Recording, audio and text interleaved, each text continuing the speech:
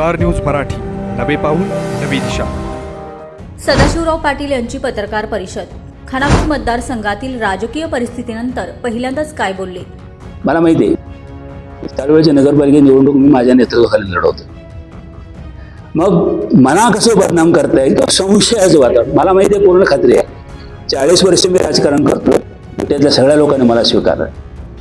मी माझं चारित्र्य, मी करत असलेलं काम केलं, संस्थात्मक केलेलं काम, विटेसाठी पालकत्व स्वीकारून मी केलेलं योगदान, या सगळ्या गोष्टी विटेकरांना माहीत आहे. त्यामुळे या असल्या गोष्टीला मी काय भीक घालेन असं नाही आहे. पेटे शहरामध्ये असे काही एलिमेंट्स आहेत,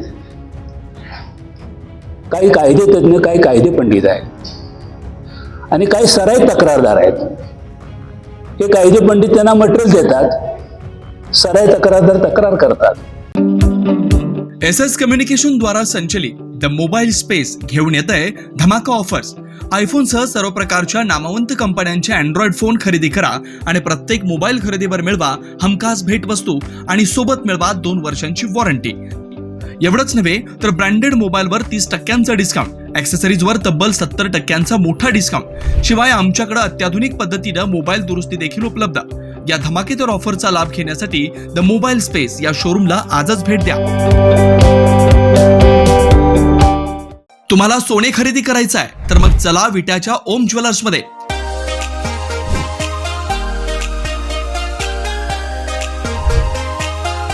विट्यातील प्रथम सोन्याचे 100% BIS 916 हॉलमार्क्ड ज्वेलरी शोरूम. HUID प्रमाणित सर्व दागिने. ग्राहकांसाठी सुवर्ण संच योजनाही सुरू. तर मग एक वेळ अवश्य भेट द्या. आमचा पत्ता ओम ज्वेलर्स, सराफपेठ, बँक ऑफ महाराष्ट्र समोर विटा. श्री भगवान ढमाले गार्डीकर, डॉक्टर विशाल शिंदे मोराळे. गेल्या काही महिन्यांपासून खानापूर मतदारसंघात अनेक राजकीय घडामोडी घडल्या आहेत. अनेकांनी पक्षांतर केलेलं आहे. अनेकांवर आरोप प्रत्यारोप होत आहेत. विट्यात देखील हीच परिस्थिती आहे.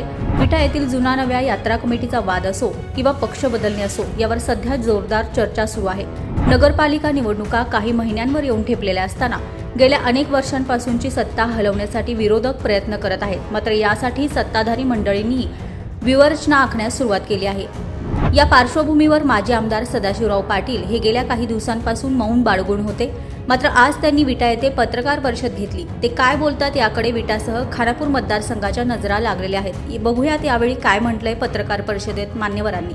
नमस्ते. आपणा सर्वांना गुरुपौर्णिमेच्या निमित्तानं आमच्या सर्व यात्रा कमिटीच्या वतीनं, आमच्या सर्वांच्या वतीनं हार्दिक शुभेच्छा. गेल्या आठवड्यामध्ये विटे शहरामध्ये जे काही धरण आंदोलन सुरू होते आणि त्याच्यामध्ये अनेक प्रकारचे वेगवेगळ्या प्रकारचे आरोप प्रत्यारोप झाले. त्यातल्या त्यात वैयक्तिक माझ्याबद्दल आणि यात्रा कमिटीबद्दल. तर त्या सर्वांना उत्तर म्हणण्यापेक्षा त्याचे वस्तुस्थिती जनतेसमोर यावी, जनतेला या सगळ्या प्रश्नाची पार्श्वभूमी माहीत असावी, अशासाठी आजची पत्रकार परिषद आहे. हे करत असताना आपल्याला हे विदित असेल की गुढीपाडव्याच्या दिवशी नाथाच्या देवळामध्ये या विषयामध्ये सखोलपणे मी माझी भूमिका मांडलेली होती. त्याला समर्पक अशा पद्धतीनं पार्श्वभूमी सांगितलेली होती. तरीसुद्धा पुन्हा तो विषय लोकांच्या पुढं घेऊन येणाऱ्या नगरपालिकेच्या निवडणुकीच्या दृष्टीनं लोकांच्या मनामध्ये वैयक्तिक मी आणि यात्रा कमिटी याबद्दल गैरसमज निर्माण करणे आणि वैयक्तिक चरित्र हनन करून एकंदरीत या नगरपरिषदेच्या निवडणुकीमध्ये पोळी भाजून घेण्याचा एकंदरीत त्यांचा उद्देश दिसतो. यासाठी लोकांचा गैरसमज होऊ नये, लोकांना वस्तुस्थिती माहीत असावी म्हणून आजची पत्रकार परिषद मी आपल्याला मुद्दाम या ठिकाणी बोलवलेली आहे. आपल्याला माहिती असलं पाहिजे की भैरवनाथ यात्रा कमिटी हे कमिटीचं प्रचलित नाव आहे. नाथाष्टमी उत्सव कमिटी हे रजिस्ट्रेशन नाव आहे आणि 1999 साली पहिल्यांदा या नाथाष्टमी उत्सव कमिटीची स्कीम तयार करण्यात आली. त्याच्या अगोदर सर्व कारभार हा भैरवनाथ यात्रा कमिटी या नावानं सुरू होता. वर्गणी गोळा करणं, यात्रा करणं वगैरे गोष्ट यात्रा कमिटी पार पाडत होती. दरम्यानच्या काळामध्ये यात्रा कमिटीचे अध्यक्ष या नात्यानं आणि गावाचं पालकत्व ज्यांच्याकडे होतं ते कैलासवासी हनुमंतराव पाटील यांना त्यावेळेला असं वाटत होतं की विटे शहराला हळूहळू शहराचं स्वरूप प्राप्त होतं आहे आणि त्या दृष्टीनं उद्या एखाद्या जर बहुजन समाजासाठी आपल्याला एखादा हॉल किंवा मंगल कार्यालय उभा करता आलं तर अधिकच चांगलं होईल, हा त्यांच्या मनामधला विचार मूर्त स्वरूपामध्ये आणण्यासाठी 1982 सालच्या काही घटना तुम्हाला या ठिकाणी सांगणं मला गरजेचं वाटतं. आपल्याला माहिती असावं म्हणून मुद्दाम सांगतो की आता जे काय मंगल कार्यालयाबद्दल किंवा याबद्दल जो वाद सुरू झालेला आहे किंवा त्याच्याबद्दल काही गैरसमज पसरवले जातात, ही मूळ प्रॉपर्टी त्र्यंबकेश्वर देवस्थान व सीतारामचंद्र देवस्थान या देवस्थानची आहे. ते विट्यामध्ये गणपती मंदिराला लागून 2 देवळं आहेत, एक त्र्यंबकेश्वराचं देवस्थान आहे आणि एक सीतारामचंद्र. त्या देवाची ही मूळ प्रॉपर्टी. अर्थात ही ह्याच्या बाजूला लागून असणाऱ्या अनेक प्रॉपर्टी त्यांच्या इथं विटे शहरामध्ये होत्या. या सर्व प्रॉपर्टीमध्ये बिसुरकर कुळ आणि या देवस्थानचे वहिवाटदार पिलाजी महादेव कुलकर्णी जे तांबेवाला राहिला होते, वारले ते आता. आणि विटा शहरामध्ये कुळ कायद्याप्रमाणे 32 ग होत नाही. कुळाच्या आणि वहिवाटदाराच्या मध्येच त्याचं तडजोड करून त्याच्यावरती काय असेल ते मार्ग काढावा लागतो. आणि या उद्देशानं बिसुरकर आमच्या हनुमंतराव साहेबांच्याकडं आले आणि बाबा हे प्रॉपर्टी देवस्थानची आहे, पिलाजी महादेव कुलकर्णी त्याचे वहिवाटदार आहेत, ह्याच्यामध्ये आमचा समन्वय घडवून आणा आणि या सगळ्या विषयी आपल्याला आम्हाला ज्या प्रॉपर्टी सगळ्या कशा मिळतील अशा पद्धतीने काय आपण कारवाई करावी. त्या दृष्टीने मग माननीय हनुमंतराव साहेब यांनी चॅरिटी कमिशनर पुणे, त्यावेळेला पुण्याला ऑफिस होतं, पुण्याला संपर्क साधला. तर हे देवस्थानची प्रॉपर्टीची परवानगी घेतल्याशिवाय तुम्हाला तब्दिली करता येत नाही. मग पिलाजी महादेव कुलकर्णी आणि बिसुरकर दोघांच्या मध्ये तडजोड घडवली. दोघांनी मिळून तडजोड घातली आपल्या पुण्याला आणि पुण्याच्या चॅरिटी कमिशनरनी परवानगी दिली की हा तुम्ही व्यवहार करा आणि हेच वहिवाटदार म्हणून तुम्ही कुळाला जमीन द्या, त्यातनं जे काही पैसे त्या सरकारी बाजारभावाने जे काही पैसे असतील ते स्टेट बँकेमध्ये ठेवा. आणि त्या पद्धतीने यांची तडजोड झाली. स्टेट बँकेमध्ये पैसे ठेवले आणि सगळी प्रॉपर्टी त्यांची होती ती पिलाजी महादेव कुलकर्णींनी बिसुरकर यांना खरेदी दिली. बाळू तुकाराम बिसुरकर व त्यांचे कुटुंबीय. त्याच काळामध्ये, दरम्यानच्या काळामध्ये आपल्याला मंगल कार्यालयासाठी किंवा एक चांगला बहुजन समाजासाठी हॉल असावा म्हणून त्यातली काही जागा हनुमंतराव पाटील यांनी बिसुरकरांच्याकडून भैरवनाथ यात्रा कमिटीच्या नावानं खरेदी केली. वास्तविक पद्धती जर वैयक्तिक खरेदी केली असती हा कुठलाच प्रश्न आला नसता आतापर्यंत. परंतु एक लोकांच्या कल्याणासाठी, ज्या लोकांच्या मधून आपण येतो त्या समाजाच्या हितासाठी एखादं काहीतरी नवं जुनं करावं या भूमिकेतून एक मोठं मंगल कार्यालय बहुजन समाजासाठी असावं या सदहेतून तिने जागा भैरवनाथ मंगल कार्यालयाच्या नावानं खरेदी केली. ही 45 गुंठे जागा. हे खरेदी करत असताना प्रचलित कायदा त्यावेळचा कुळ कायद्याच्या कायद्याअंतर्गत एखादी मिळकत जर कुळानं विकायची झाली तर ती शेतकऱ्यालाच विकली पाहिजे. जर शेतकऱ्याला विकायची नसेल मग कोणत्या इंडस्ट्रीला किंवा एखाद्या संस्थेला किंवा एखाद्या ट्रस्टला विकायची असेल तर जिल्हाधिकाऱ्याची परवानगी घेतली पाहिजे आणि मग ती विकली पाहिजे, असा नियम आहे. त्यावेळेला ही गोष्ट कोणाच्या लक्षात आली नाही. त्यांनी खरेदीपत्र केलं. खरेदीपत्र झाल्यानंतर इथं सगळ्या साहेबांनी कामाला सुरुवात केली. बऱ्यापैकी काम वरती आणलं. हे खरेदीपत्र झालं 15/10/1982 बिसुरकरांच्याकडून घेतलेलं. काम सुरू असताना काय विटे शहरामध्ये असे काही एलिमेंट्स आहेत, काही कायदे तज्ज्ञ, काही कायदे पंडित आहेत आणि काही सराईत तक्रारदार आहेत. हे कायदे पंडित त्यांना मटेरियल देतात, सराईत तक्रारदार तक्रार करतात. त्या पद्धतीनं ही ज्यांनी तक्रार केली आता रणजित पाटील यांना त्यांचे चुलत आजोबा सयाजी पाटील आणि काही गावातली मंडळी आणि त्यांना मिळालेल्या माहितीनुसार त्यांनी डायरेक्ट तक्रार केली लोकायुक्तांच्याकडं. लोकायुक्ताने त्याच्यावरती कॅम्प लावला. श्रीधर पळसुळे त्यावेळेला जिल्हाधिकारी होते विट्यामध्ये आणि आम्हाला कोणाला काही नोटीस वगैरे न करता सरळ लोकायुक्ताने आदेशच काढला तो आदेश काढला 7/10/1992ला. तो हा आदेश काय त्याच्यामध्ये म्हटलं त्याने, जिल्हाधिकारी सांगल्याने त्याने आदेश काढला. प्रस्तुत प्रकरणामध्ये 15 सप्टेंबर 1992 रोजी उपायुक्त मुंबई कार्यालय येथे सुनावणी झाली. सदर सुनावणीमध्ये माननीय उपायुक्त यांनी पुढील प्रमाणे निर्णय दिला. मौजे विटा तालुका खानापूर जिल्हा सांगली येथील सर्वे नंबर अमुक अमुक या देवस्थान जमिनीबाबतचे व्यवहाराबाबत मुंबई कुळ कायदा 1948च्या कलम 63 अन्वये परवानगी घेणे आवश्यक असताना देखील श्री भैरवनाथ यात्रा कमिटीने शासनाची परवानगी घेतली नाही व कमिटीने सदर कलमाचा भंग केल्यामुळे सदरची प्रस्तुत जमीन कायद्याच्या कलम 84 प्रमाणे सरकार जमा करण्यात येते. झाली सरकार जमा 1992ला. 92 म्हणजे 7/10/1992 म्हणजे बाकी सगळे आदेश होस तर 93 उघडलं.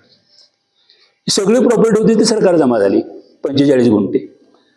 दरम्यानच्या काळामध्ये साहेबांनी बऱ्यापैकी मंगल कार्यालय उभा केलं होतं. काही लोकवर्गणीतून दुकानदाराच्याकडून 4 पैसे आणून अशा पद्धतीनं जवळजवळ मंगल कार्यालय 1988-89ला जवळजवळ पूर्ण झालं होतं.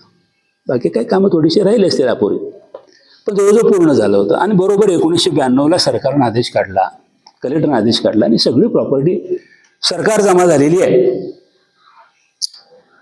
आता यात्रा कमिटीच्या पुढे साहेबांचं आमचं निधन झालं 98ला. दरम्यानच्या काळामध्ये 95-96 पासून मी कारभार बघायला लागलो. आमच्या पुढे प्रश्न पडला की सरकार जमा झालेली प्रॉपर्टी आपल्याला परत कशी मिळवायची. ही प्रॉपर्टी आहे, ही सगळी आपल्या देवस्थानची प्रॉपर्टी आहे, आपल्या ट्रस्टची प्रॉपर्टी आहे. परंतु त्यावेळेची प्राप्त परिस्थिती राजकारणामधली शासन काय मदत करायला तयार नाही. दरम्यानच्या काळामध्ये एक गोष्ट चांगली घडली की जरी सरकार जमा झाले असले तरी प्रत्यक्ष कब्जा काय सरकारने घेतला नव्हता. त्यामुळं मंगल कार्यालय म्हणा किंवा काय उत्पन्न 4 पैसे येत होते त्याचं आम्हाला सरकार जमा असल्यामुळं रेकॉर्डवर घेता येत नव्हतं. परंतु 4 पैसे येत होते त्यातून मग कार्यालयाचे काही कामं आपण पूर्ण केली. त्याच्यामध्ये सर्वात महत्त्वाचं काम आवाज घुमतोय पूर्ण आपण सिलिंग करून घेतलं. पलीकडच्या बाजूला साधा जेवणाचं शेड होतं पत्र्याचं, सगळं काढलं आपण, सगळं ते RCC करून घेतलं.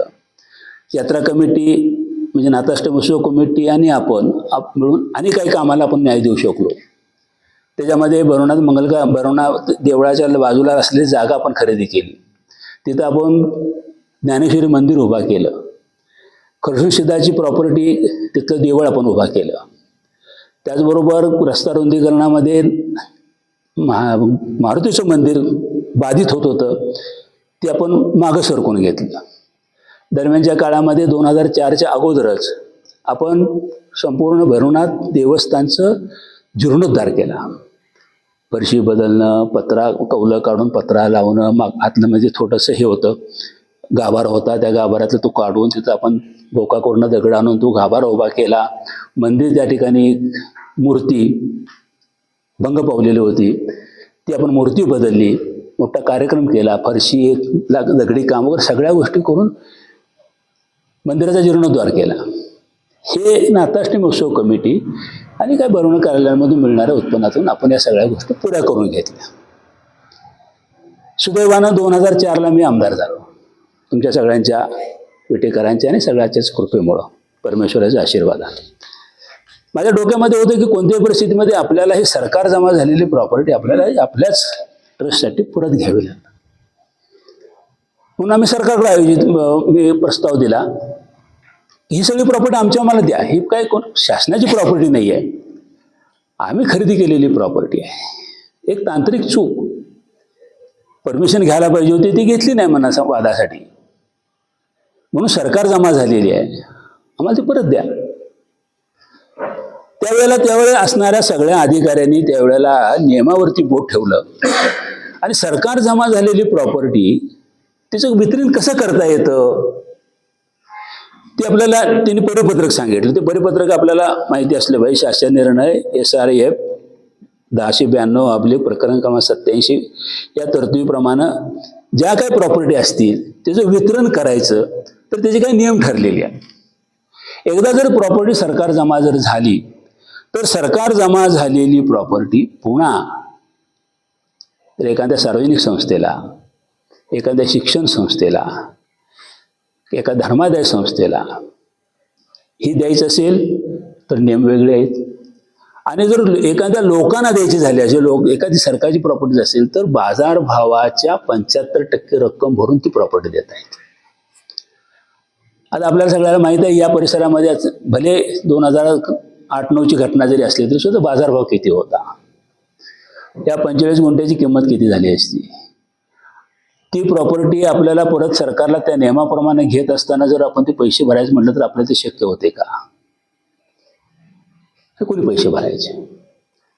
म्हणून मी त्यावेळेला सुदैवानं विलासराव देशमुख मुख्यमंत्री होते, काही आपले संबंधित मंत्री एक मंत्रिमंडळामध्ये होते, त्या सगळ्यांना विनंती केली की हे बाबा आम्हाला शक्य नाही आहे, याच्याबद्दल काहीतरी आपल्याला मार्ग काढला पाहिजे. तुम्ही ही सगळी प्रॉपर्टी, ही सगळी ट्रस्टची प्रॉपर्टी आहे आणि यात्रा कमिटीची प्रॉपर्टी आहे, आम्हाला ती प्रॉपर्टी काही मार्ग काढा आणि आम्हाला परत द्या.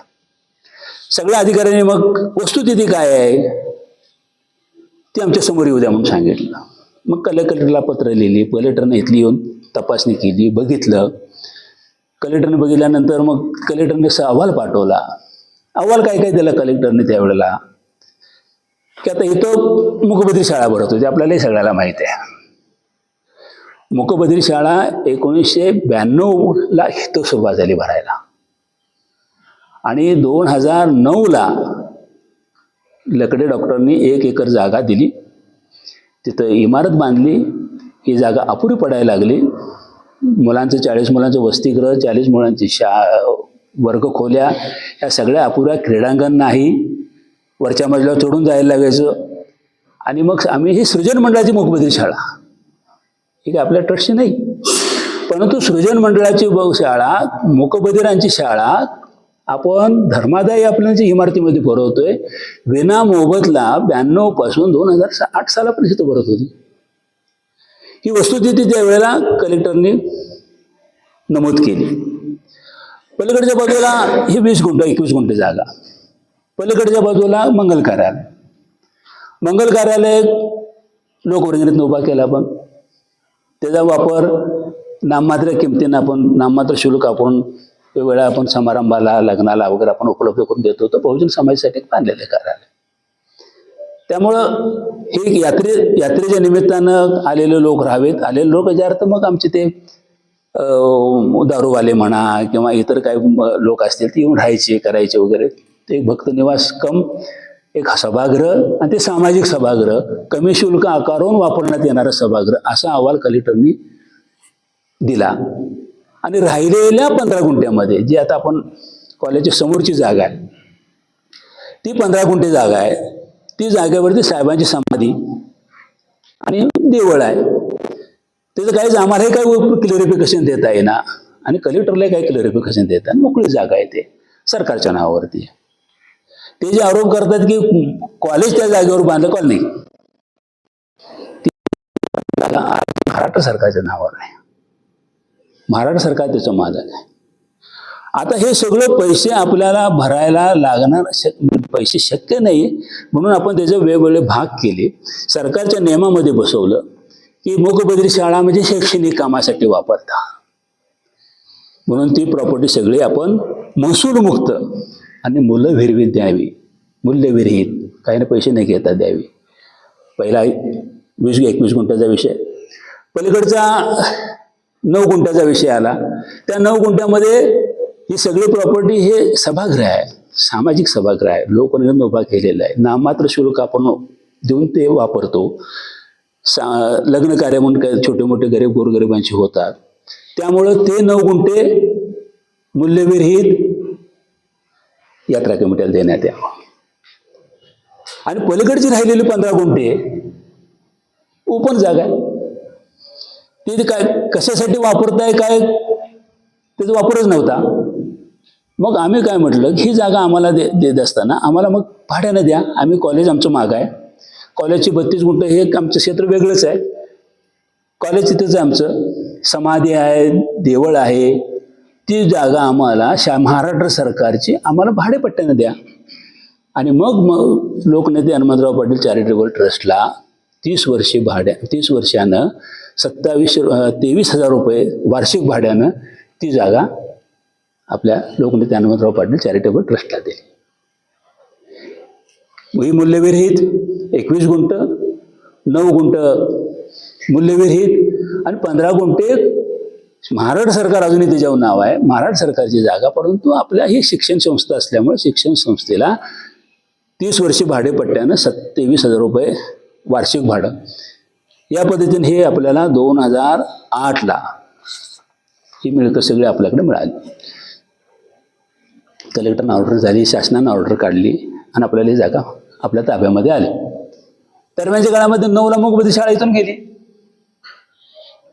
त्यांची स्वतः मोगबदी शाळा ही सृजन मंडळाची, आपल्या त्या यात्रा कमिटीचा त्याचा काय संबंध, पण शैक्षणिक कामासाठी. आता सुद्धा ती मोकबद्री गेल्यानंतर आता सुद्धा तिथं शैक्षणिक कामासाठी विनामोबदला, सरकारनं आपल्याला सांगितलं विनामोबदला, तर शैक्षणिक कामासाठी विनामोबदला पण ती आता वापरत आहे. कार्यालय आहे त्याच्यावर त्यांनी तक्रार केली, याचा व्यापार वेगळ्या पद्धतीनं होतोय. तक्रार केली त्याच्यावरती त्या पद्धतीनं सरकार निर्णय घेईल, चौकशी होईल, काय वयाच्या गोष्टी असतील त्या ज्या काय आपल्याला प्रक्रियेमधनं येतील त्या सर्वांना मान्य असतील ते काय व्हायच ते होईल. आता पलीकडची जागा ती पलीकडची जागा ऑलरेडी सरकारच्या नावावरच आहे, त्यामुळे त्याचा काय काही विषय येतच नाही. ही वस्तुस्थिती पहिल्यांदा तुम्हा लोकांना सगळ्याला माहीत असली पाहिजे. ही कार्यालय म्हणजे काय, सरकार जमा का झालं, ते पुन्हा आपण कसं घेतलं, ते मूल्यविरहित मिळवण्यासाठी आपल्याला काय व्याप करावं लागले, आपल्या आमदारकी पणाला लावावं लागली, आणि ते सगळं आपण या ठिकाणी पुनश्च यात्रा कमिटीच्या नावानं करून घेतलं आणि आज तुमच्यासमोर या सगळ्या गोष्टी आहेत. दरम्यानच्या काळामध्ये गेल्या 1-1.5 वर्षापूर्वी काय मंडळीने आपल्या यात्रा कमिटीच्या संदर्भामध्ये काही स्टेटमेंट करून आम्हाला ते विचारात घेत नाहीत, अमुक करत नाहीत, तमुक करत नाहीत म्हणून आम्हाला वेगळी यात्रा भरवायची आहे वगैरे अशा काही गोष्टी घडायला लागल्या. त्याची आपल्याला माहिती असली पाहिजे की भैरवनाथ देवाची यात्रा भरवणं हे एकमेव या नाथाष्टमी उत्सव कमिटीचं उद्देशामध्ये 1 नंबरला. तर तिथलं असणारे सगळे धार्मिक कामं, अष्टमी भरवणं, त्याच्यात सगळं नियोजन करणं, या सगळ्या गोष्टी या नाथाष्टमी उत्सव कमिटीच्या अखत्यारीत येतात. त्याच्यामध्ये जर गावामध्ये आणि कुणाला जर काही करायचं असलं, त्या यात्रेमध्ये सहभागी व्हायचं असलं तर आम्ही कुणाला ना केलंच नाही. यात्रा आहे गावची, आपण ती यात्रा भरवतोय, त्याच्यामध्ये एखादा उपक्रम जर तुम्हाला करायचा असला आपल्याला काय असं हरकत असेच कारण नाही. आता अनिल मग बाबा तर 4,000 लाडू वाटतात यात्रेमध्ये प्रसाद म्हणून, तर काही कोणी करू शकतो देवासाठी, आणि कोणी खीर वाटली काय, हे असंच काही कारण बी नाही आपल्याला, किंवा आणि एखादे काही उपक्रम कोणी केले. फक्त धार्मिक कार्यक्रम आणि यात्रा हे मात्र नाथाष्टमी उत्सव कमिटीचं अधिकार आहे, त्या पद्धतीनं आपण आता पण पार पाडत आहोत. पण या सगळ्या गोष्टीला मागच्या वर्षी वेगळंच वळण देण्यात आलं. नवीन यात्रा कमिटी, नाथबाबा यात्रा कमिटी, मग त्याने वर्गणी गोळा करायची, आम्ही कार्यक्रम घेणार, अमुक करणार, तमुक करणार. त्याला काय आपल्या इथल्या काय मंडळीने त्याला खतपाणी घातलं, आणि गरज नसताना या गावामध्ये तणावपूर्ण वातावरण. काय गरज नाही, तणावपूर्ण उगीच तणावपूर्ण वातावरण.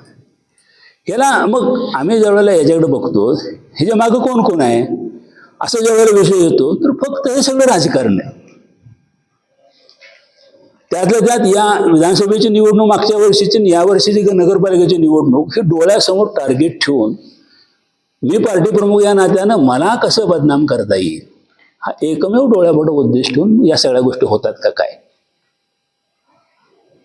विचार करण्यासारखी बाब आहे. आता त्यांच्या म्हणण्याप्रमाणे याचा आता गैरवापर सुरू झालाय. कार्यालयाचा भाड्यानं दिले, अमुक केले, तमुक केले त्यांचं म्हणणं. आता या यात्रेमध्ये जी वर्गणी गोळा करतो आपण, त्याची यात्रा भरवतो. यात्रा स्तोत्र आहे, काही नसतं.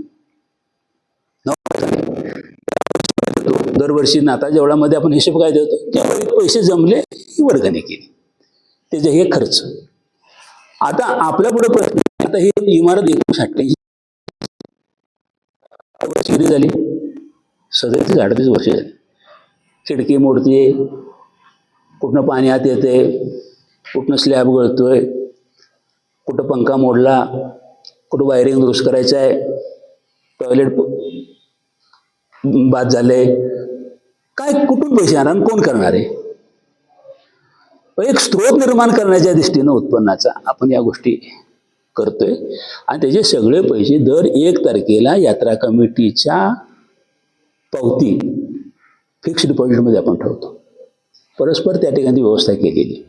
त्यामुळं कोणाकडे जातात पैसे, कोण घेतंय, कोण ह्याचा मालक आहे, सगळ्याचे हिशेब क्लिअर आहे. बरं, चार्डी कमिशनरच्या ॲक्टप्रमाणे 11 महिन्यानं आपल्याला ही प्रॉपर्टी देता येते 11 महिन्यासाठी. त्याचा आधार घेऊन आपण केलेली आहे. उद्देशाच्या पेक्षा वेगळं काय असेल त्याच्यावरती तुम्ही तक्रार केली ना, होईल ना चौकशी त्याची. त्याच्यासाठी उपोषणाला बसायचं काही कारण नाही, त्याच्यासाठी आंदोलन करायचं काही कारण नाही, गाव पेटवायचं काही कारण नाही. आणि याच्यामध्ये असणारे हे सगळं सैन्य बघितलं तर सरळ विरोध पार्टीचे लोक आहेत.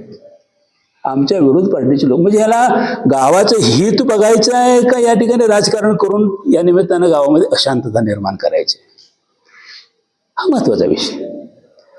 एक विषय त्यांचा त्या 4 गुंठे जागेबाबतचा एक येतो. अर्थात ती 4 गुंठे जागा आपल्याला लाटकरांनी साहेबांना, हनुमंतराव साहेबांना दिली का? तर दिली. बक्षीसपत्र तालमीसाठी दिले होते.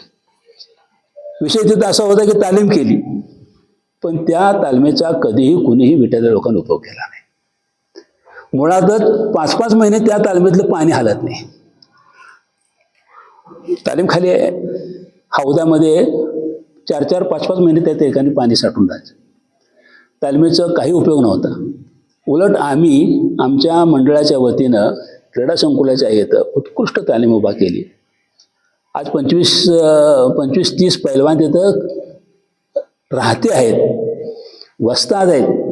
तिथं मॅटची आणि तालमीची, काळ्या लाल मातीची दोन्ही व्यवस्थापन त्या ठिकाणी केलेली आहे.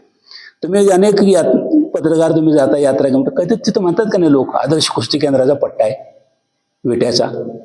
काय वाटतं ना तुम्हाला अभिमान काहीतरी थोडासा आपला विट्याचा आहे म्हणल्यानंतर? ती व्यवस्था केली आपण. दरम्यानच्या काळामध्ये आमच्या सगळ्या लोकांचा विषय असा होता की दरवर्षी आपण यात्रा गोळा करतो, यापेक्षा जर काही एखादा फंड आपल्याला गोळा करता येईल का, त्याच्यावर विचार करून या प्रॉपर्टीचा आपल्याला काय उपयोग नसेल.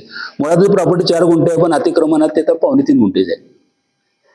त्याचं आपण त्यांना संदीपला आपण त्यावेळेला संदीप पाटलांना खरेदीपत्र करून दिलं.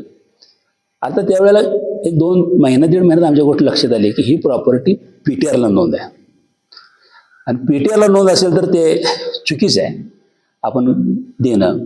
म्हणून आम्ही संदीप पाटलाला सांगितलं की चूक आहे आमच्या बाबा, हे काही बरोबर नाही आणि याच्यामध्ये आपण यात्रा नाथाष्टमी उत्सव कमिटीची PTRला नोंद असल्यामुळं आपल्याला प्रॉपर्टी परत आणली. मग त्यांनी त्यांच्याकडून हो म्हणला घ्या तुम्ही परत. पण आता दरम्यानच्या काळामध्ये त्यानं परवानगी घेऊन इमारत घर बांधलेलं. ठीक आहे, त्याच्यावरती काय आपण चार्डी कमिशनची परवानगी घेऊ, पुन्हा त्याच्यावरती तुम्हाला रेस्ट्रिक्शन परिणामानं तुम्हाला तिथं रेग्युलर करून घेऊ वगैरे, पण आता आपल्याला ते नाही. परंतु यात्रा कमिटीच्या नावानं पुन्हा परत खरेदीपत्र केलं. आता त्यावेळेचं सुरुवातीचं लाईट बिल होतं तिथं तालमीत होतं, तेच कनेक्शन त्यानं वापरलं. त्यामुळे ते भरवण्यात यात्रा कमिटीच्या नावानं लाईट बिल आहे, पण भरतो तो ना, आम्ही काय त्यामध्ये करत नाही. आता त्याच्यावरती पिटिशन चालू झालंय. तुम्ही बी ती तक्रार केली चार्डी कमिशनरकडं, ह्या बी बाबतीमध्ये तक्रार केल्या चार्डी कमिशनरकडं. चार्डी कमिशनरकडं त्याने माझ्या माहितीप्रमाणे 7/4/2025 अर्ज दाखल केला. 7/4/2025. आता 15/4/2025 पहिली तारीख पडली. कालच तिची तारीख होती. आता 30 तारीख पडली. चालले ना, चौकशी चालू आहे, होईल चौकशी. चार्डी कमिशनर हे काही तुमच्या आमच्या घरातलं हे नाही आहे, हे घटनात्मक पद आहे. ते पब्लिक चॅरिटेबल ट्रस्टच्या ॲक्टच्या खाली निर्माण झालेलं पद आहे. ते त्यांच्या पद्धतीने नोटिसा काढतायत, महिना ऐकून घेत आहेत त्यांचं आमचं, त्याच्यावरती काहीतरी निर्णय होईल. एवढी काही घाई आहे तुम्हाला? असं काय झालंय? हे जे झालं पाहिजे, लवकर चौकशी झाली पाहिजे, असं काय झालं इथं? तो होईल ना. ते काय निर्णय देतील चार्टर्ड कमिशनर तो तुम्हालाही मान्य असला पाहिजे, आम्हालाही मान्य असला पाहिजे. त्याच्यावरती काय असेल ते सगळ्यांनी मान्यच करून पुढे जावं लागेल ना. कायद्याच्या सगळ्या गोष्टींचा उहापोह करून जे काही अंतिम काही निर्णय येईल तो तुम्हाला सर्वांना बंधनकारक असेल ना. तिथे एवढं काय असं झालं की लगेच धरणं आंदोलन करून आम्हाला न्याय मिळेना, कोण कारवाई करेना, काय करेना. अरे सरकार तुमचं आहे, अधिकारी तुमची आहेत, सगळं तुमचं चालतंय. 3.5 वर्ष प्रशासक आहे, नोंदणी केली नाही. 3.5 वर्ष झोपला होता काय? प्रशासक होता तुमचाच होता. रोज बसताय जाऊन तिथे प्रशासक बशी, रोज त्यांना यावं करा त्यावं करा म्हणून सांगताय. म्हणजे नोंदणी करायसाठी तुम्ही काय प्रशासकाला काय सांगितलं का, विचारलं का, त्यांना काय केलं नाही म्हणून त्याचे जाब विचारलं का? आता तुम्हाला का सुचलं हे? याचं काहीतरी उद्देश ह्याच्या मागं आहे. आणि तो उद्देश फक्त नगरपालिका समोर डोळ्यासमोर ठेवून. मला माहिती आहे त्यावेळेच्या नगरपालिका निवडणूक मी माझ्या नेतृत्वाखाली लढवतो. मग मला कसं बदनाम करता येईल तर संशयाचं वातावरण. मला माहिती आहे, पूर्ण खात्री आहे, 40 वर्ष मी राजकारण करतो विटेकरांच्यासाठी. आता बघावं लागेल ह्यातल्या किती लोकांचं. लोकांनी मला स्वीकारलं, विट्यातल्या सगळ्या लोकांनी मला स्वीकारलं. मी माझं चारित्र्य, मी करत असलेलं काम केलं, संस्थात्मक केलेलं काम, विटेसाठी पालकत्व स्वीकारून मी केलेलं योगदान, या सगळ्या गोष्टी विटेकरांना माहीत आहे. त्यामुळे या असल्या गोष्टीला मी काय भीक घालेन असं नाही आहे. परंतु असं कदाचित होऊ शकतं की मी जर गप राहिलो तर माझ्याबरोबरची असणारी 4 माणसं सुद्धा आणि विरोधक तरी त्यांना तेच पाहिजे, संशयाचं भूत निर्माण करू शकतात. ते होऊ नये, पायबंद घालता आला पाहिजे. गावामध्ये अनेक संस्थांच्या मध्ये तुम्ही बघितलं असेल पत्रकार महोदय, या निमित्ताने एक संशयाचं कल्लोळ आणि सर्वत्र अशांतता निर्माण झाली. अनेक संस्थांच्या या शहरामधल्या थांबलं पाहिजे. गाव शांतपणे गुण्यागोविंदाने चाललं पाहिजे. आम्ही आत्ता मागे बी सांगितलं ना आता बी सांगितलं, ह्या देवाच्या नावा पैशाला मी कधी हात लावत नाही. भ्रष्टाचार हा विषय बाजूला 100% हे आम्ही कोणी देवाच्या पैशाला हात लावत नाही. मी तर अजिबात हात लावत नाही कधी. परमेश्वरानं कृपानं सगळं चांगलं आहे माझं, अगदी मुलाबाळा सगळे चांगले आहेत. आणि देवाच्या पैशात मला काय करायचं आहे? फक्त कुठेतरी हे संस्था चांगल्या पद्धतीने चालाव्यात, व्यवस्थित राहाव्यात, हे थोडंसं काय मेंटेनन्स आपल्याला करावं लागेल. आणि काही गोष्टी बाबी अशा आहेत की त्याच्यामध्ये अर्थकारण उभा करावं लागेल. उद्या आपल्याला काय कॉर्पोरेट फंड उभा करायचा आहे की ज्या निमित्तानं आता हे सगळे आम्ही मंडळी वर्गणी गोळा करतो. आता हे शहर मोठं व्हायला लागले. 3-3 आठवडं आता जवळजवळ 16-17 दिवस लागतात वर्गणी पूर्ण करायला. उद्या जसं शहर मोठं होईल तसं आणखी पुन्हा दिवस वाढणार आहे.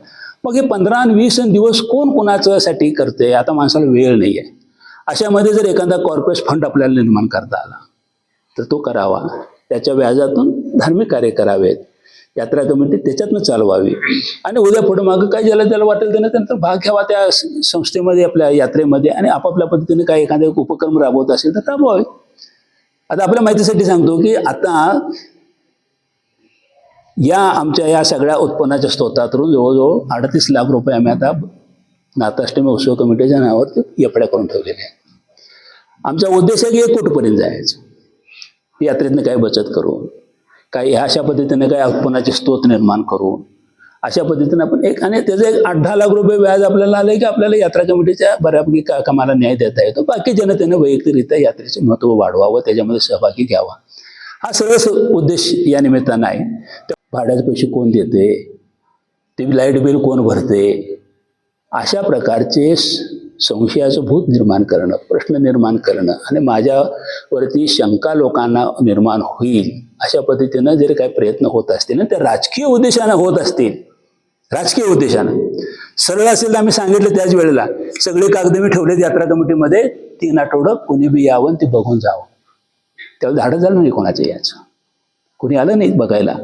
तेव्हा गावातलं कोणी एकही मनुष्य आलं नाही की ते बाबा काय चाललंय. मग आम्ही सांगितलं आमच्या अधिकारी त्यांना घ्या, माझ्या समोर नाही याचं नसलं त्यांना विचारा, त्यांच्याकडे जावा, त्यांच्याकडून कागद अपुरी कागद काहीतरी दाखवायचे. खरेदी दिलं म्हणून दाखवायचं, परत घेतलेलं नाही दाखवायचं. चेक दाखवायचा माझ्या नावावर घेतला पण परत आलं घेतलेलं नाही दाखवायचं. भाडं कोणाला जाते? अरे कोणाला काय घरात जाते भाडं ते. हे पावत्या होत्या सगळ्या. म्हणजे असं जे काही बोध निर्माण केलं जाते त्याच्यावरती आपला ऑब्जेक्शन आहे, करू नये. त्यांच्या मागं असणाऱ्या लोकांसुद्धा माझी विनंती आहे, नका करू. हे नाथबाबाचं आमचं एक हे आहे, जो करेल ना त्याला भरायला लागतं. तुम्ही जर काय वेगळ्या तुम्ही जर काय वेगळ्या पद्धतीने काय करायला गेला तर हे उद्देश जर पवित्र नसला, त्याच्यामध्ये तो तुम्ही दोष येतो असला तर त्याचं प्रायश्चित्त तुम्हाला बघावं लागेल. एवढंच या निमित्तानं मी सांगेन. माझ्यावरती सगळे जे काय आरोप होत आहेत या सगळ्याचा मी या ठिकाणी इन्कार करतो. कधी अशा प्रकारे आमच्या हातून घडणार नाही. जे माझ्या हातून घडेल ते या गावाच्या हिताचं आणि आमच्या संस्थेच्या ट्रस्टच्या हिताचंच घडेल, त्याला बाधा पोचेल असं काही घडणार नाही याची मी सर्व लोकांना या निमित्तानं ग्वाही देतो. आणि जो विश्वास तुम्ही आत्तापर्यंत माझ्यावरती आणि आमच्या यात्रा कमिटीवरती ठेवलेला आहे त्या सर्वांचा या ठिकाणी मी धन्यवाद व्यक्त करतो. आमच्यातले काही लोक त्याच्यामध्ये दिसत आहेत ते मग या विधानसभेला माझ्यावर नव्हतेच. म्हणजे हे असं पूर्ण राजकारणानं सगळं काही चाललं असेल त्या गोष्टीला माझा विरोध आहे. सन्मानानं या बसा सांगा काय ठीक आहे, आपण समजून घेऊ शकतो. ओके. आता या सगळ्या गोष्टी न्यायप्रविष्ट आहेत. मग तुम्ही मला काय जर वेडं-वाकडं विचारायला लागला तर मला या ठिकाणी स्पष्टपणे काही गोष्टी सांगता येणार नाहीत, कारण का पुराव्याचा भाग होतो. म्हणजे मी स्टेटमेंट केलं एक आणि ते पुन्हा हे जर झालं तर पुराव्याचा भाग होतो. म्हणून त्याच्यापेक्षा पुढं न जाता माझी भूमिका मी स्पष्ट मांडलेली आहे, ती लोकांपर्यंत पोचवावी. लोकांचा मला पूर्णपणे खात्री आहे लोकांचा या निमित्तानं गैरसमज दूर होईल आणि जे लोकांचं प्रेम आहे ते सदैव या ठिकाणी माझ्याबरोबर राहील. मला त्याला पूर्ण विश्वास वाटतो. धन्यवाद सगळ्यांना. एकच प्रश्न बरोबर, आज जे आपण खुलासा केला की 2 दिवसापूर्वी केला असता तर नाही तुमचं एकदा जिरू दे उद्या ना, मी हे सुद्धा घेणार नव्हतो. बंद करा ते आता, ऑफ द रेकॉर्ड सांगतो, बंद करा सगळं. स्टार न्यूज मराठीसाठी चंद्रकांत जाधव, विटा. आपल्या परिसरातील लेटेस्ट बातम्या पाहण्यासाठी स्टार न्यूज मराठी यूट्यूब चॅनलला आत्ताच सबस्क्राईब करा.